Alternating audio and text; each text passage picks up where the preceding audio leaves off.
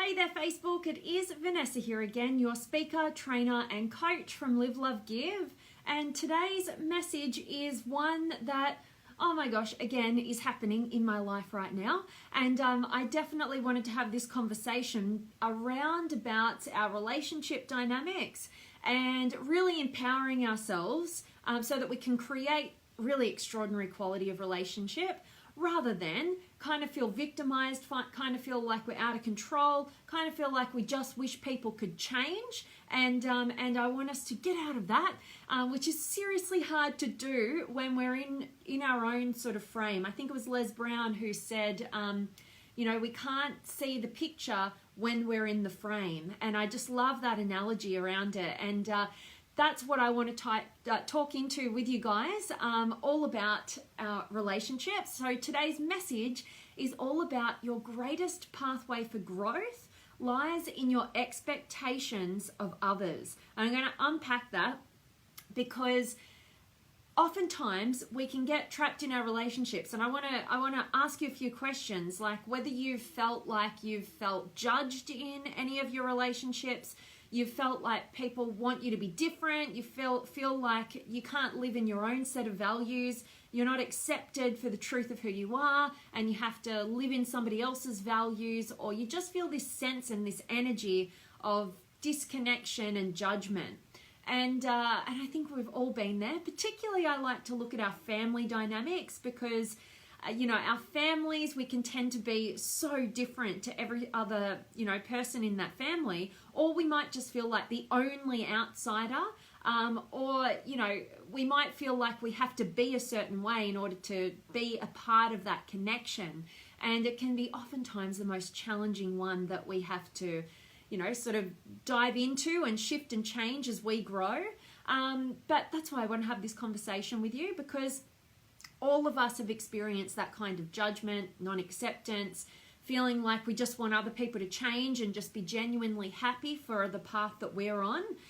But at the end of the day, when we keep in that mentality, like, why can't they just be happy for me? Why can't they just accept where I'm at? While we do that, we simultaneously are not happy for the pathway that they're on, and we're simultaneously not accepting them for all of who they are. And this is that kind of paradox that kind of we all get trapped in. And the idea is, anytime that we have a feeling, a judgment, or that hurt or that angst or that anxiety between ourselves and whoever else that person is, the idea is to listen to ourselves and actually get to a place of emotional intelligence, which is being able to create a level of space between what we're thinking and believing in that moment and what's actually at play. Instead of projecting our stories onto the situation, we need to go, whoa, that's our stories, I'm listening to that, and what's actually happening underneath that? What's really going on in this dynamic? What's going on for that other person? And when we can do that, and we can listen to our own judgments and our own fears and insecurities, we actually have an ability to create the greatest pathway of growth any of us who are into our self-development could ever wish to have. Because whatever we are judging in that other person might be, why can't they be genuinely happy for the path that I'm on, right? And in that moment, instead of us being this victim who's looking outward and seeing what's wrong, we can go, okay, well, how do I do as Gandhi would do and be the change I wish to see in this dynamic? And that would be, well, how about I flip that around on me for a second and ask myself, well, how genuinely happy am I for that person on their path? And we need to take ownership on that. And probably 9 out of 10 times, if you're really honest with yourself, you'll notice that the very thing that you're expecting from them is the very thing you are not giving to them, you're withholding from them. And if you really want to shift and change the dynamic, you have to be the leader in terms of what you want to see the change be. And I love what David Wood says, which is, everybody is waiting for somebody else to go first. And it's so true. But when we do that and we're just waiting for somebody else to change and do it so that we can stop withholding and we can actually give, then nobody goes first. And all we do is create resentment, tension, disconnect, all the stuff that we're actually, if we're honest, we're trying to move away from that stuff, and we're trying to move towards connection and love and all of the opposites. So I really hope that, this message gets you guys kind of thinking about what is the expectation that I'm currently placing on one or more people in my life right now. And let me just do the turnaround and ask myself whether I'm bringing that to the table, or if I'm just withholding and I'm expecting them to go first and I'm expecting them to be different. I'm expecting them to know what I want them to do and do it, instead of being a leader and doing the courageous thing, which is to identify what is it that I want to create. And it might be scary to give that without knowing that you're ever going to receive it. But at the end of the day, that is the pathway that will grow you in the most meaningful way. Nobody regrets doing something that is absolutely from the heart and from love, and they know is courageous. It might be scary, but they're willing to take action in that direction. Nobody regrets that stuff. What we do regret is withholding. And what we do regret is disempowering ourselves and waiting for somebody else to change and do something different, rather than us doing what we know needs to be done in order to create the kind of dynamics and relationships and life that we actually truly want.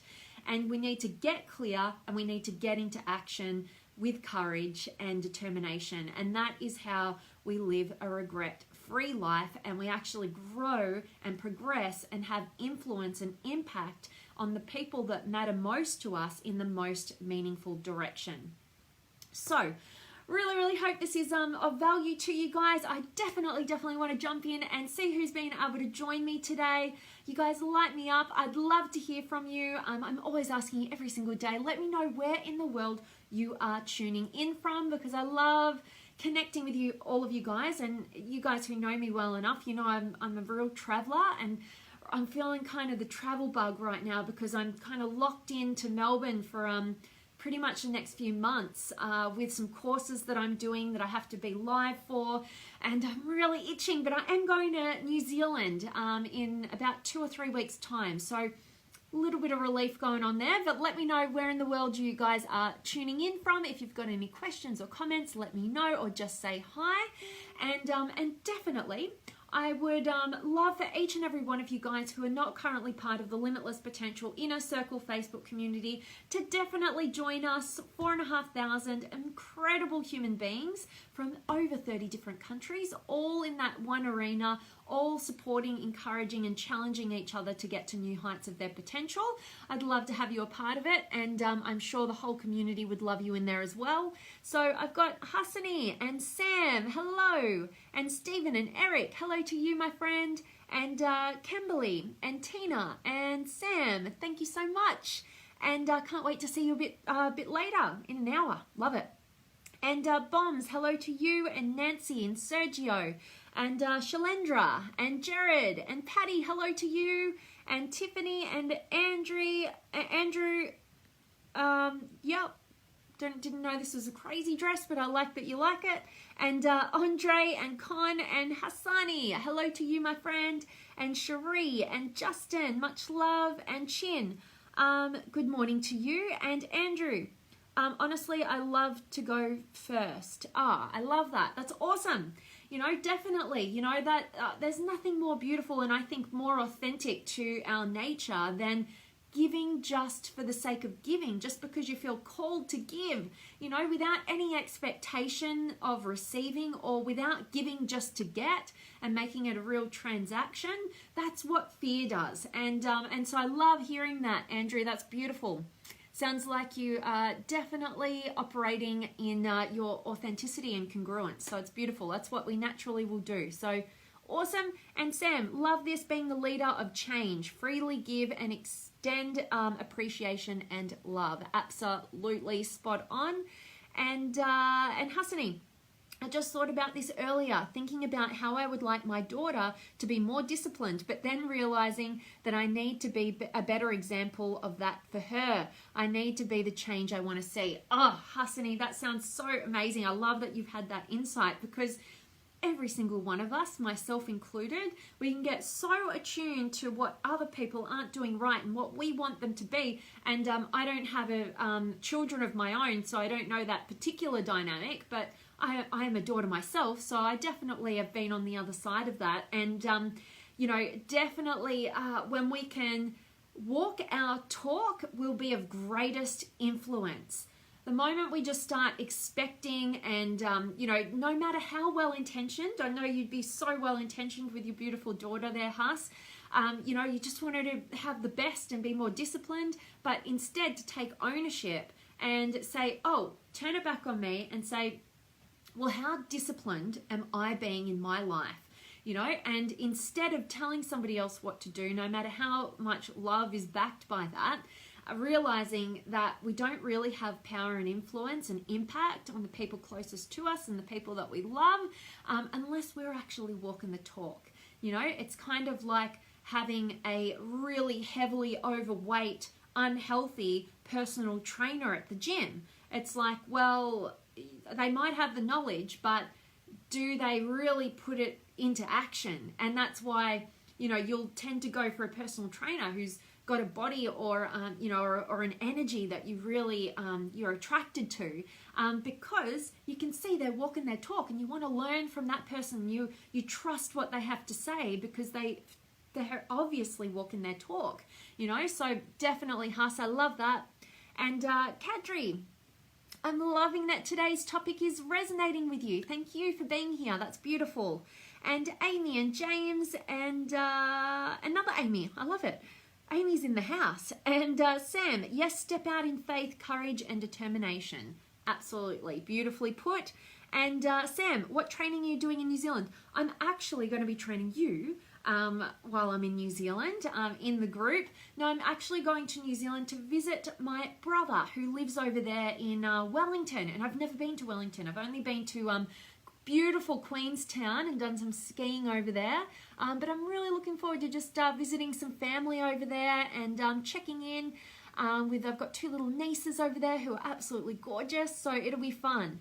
And James from Dallas, Texas. Awesome. I was there just not last year, the year before. I did some work in Dallas.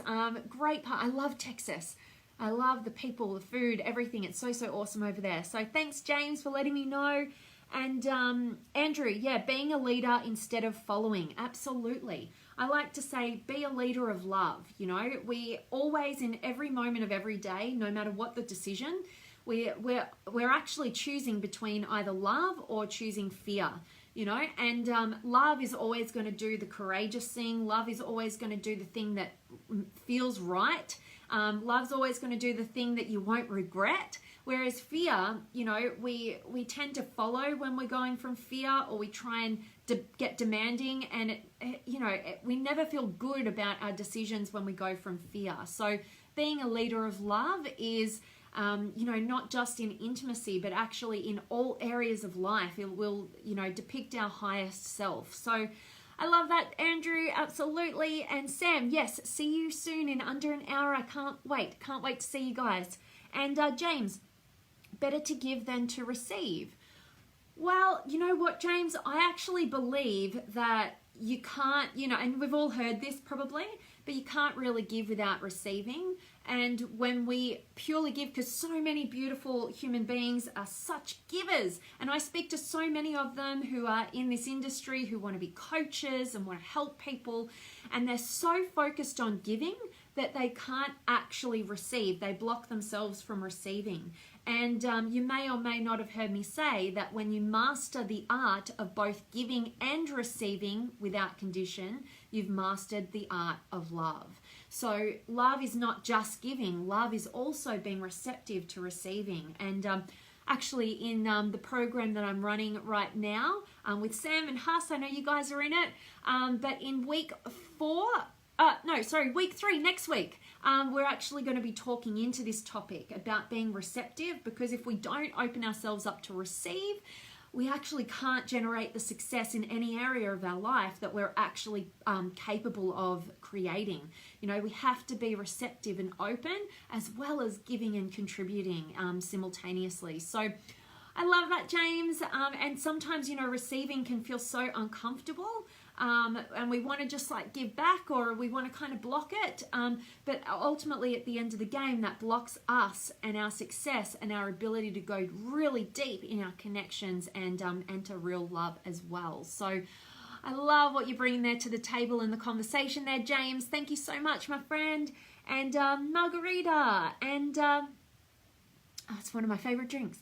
And Harold, and Dong, and Gabrielle's here, and Tony. Awesome to see you guys. And Patty, is it the same as projecting something you have not owned onto someone else? Absolutely, Patty. Yes, the same, exactly the same dynamic. So it's in a different sort of concept, but the same thing is going on. So when we project onto others our judgments of them, it's because we haven't owned that within ourselves. And we oftentimes expect people to be one-sided. And when we see that we're both things, you know, every single human being has an altruistic side, you know, a very selfless side, and we all have a narcissistic side, a very selfish side. And that makes up the whole human being. And oftentimes, you know, when we haven't accepted that within ourselves and we expect ourselves to be only one side, we're only good, we're only giving, we're only selfless, you know, instead of recognizing and realizing and owning that we are the other side. You know, we do have narcissism, in every single one of us has that, and that's actually healthy.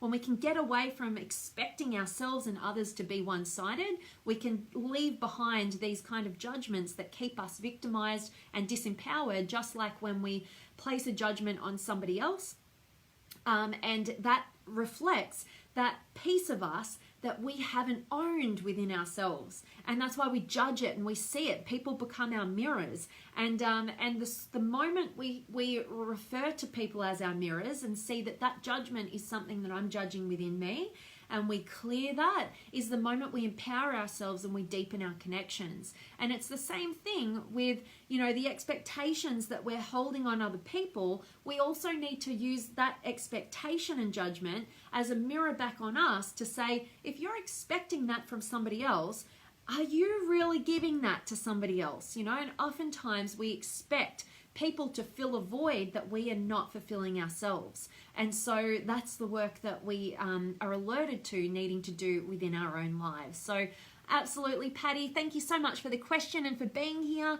And Huss, yes, I love it, B. Definitely going to focus more on walking it. Love it. And James, be the change you need and the change you see needed in others. Lead in your own change. Absolutely, James. So beautifully put. Thank you for sharing your wisdom here.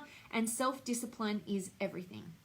Yeah, and it's hard to be disciplined on the things that don't really matter to us. So the moment we get clear on what really matters to us, what we value most, and we can use our judgments and perceptions of others that trigger us as a mirror into the soul in terms of getting really clear on, you know, the growth path that we need, is the moment self-discipline, it becomes pretty easy.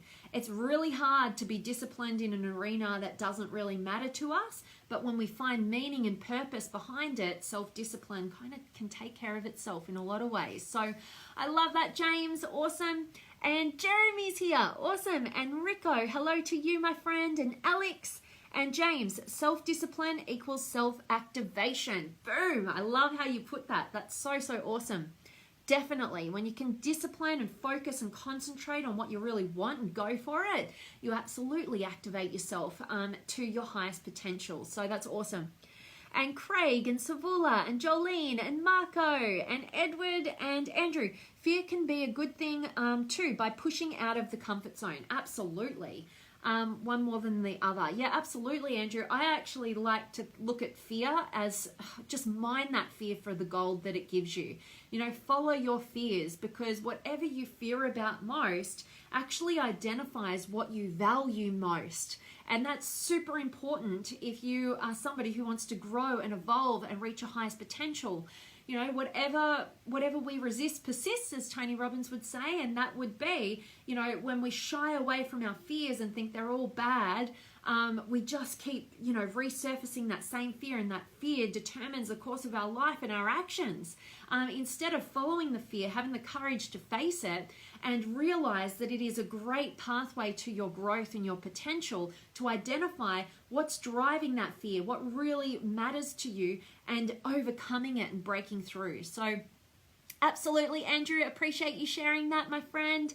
And Ruxana, awesome to see you. And Patty, you're so welcome. And Tony's here, and Pedro, and Ray, and Andrew. What's the best what to attract and get to know a girl?